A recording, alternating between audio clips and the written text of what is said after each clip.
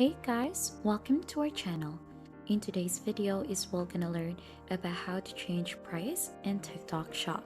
So if you have a product already onto your TikTok shop and you want to go ahead and try to change or adjust the price for that, then this is the guide for you.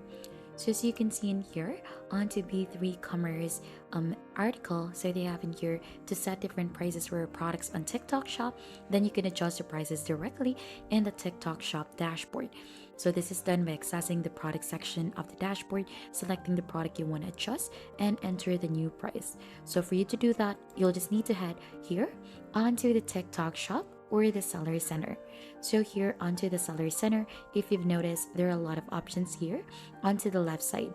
So we have products in here, so you need to click onto products, and if you have a product already, you'll just need to click onto manage products. So as you can see, this is where you'll get redirected to. I don't actually have a product as of the moment right now, but if you do onto your end, you'll just need to click onto the product that you want to go ahead and try to change the price, and then right after, you're just gonna go ahead and try to adjust it.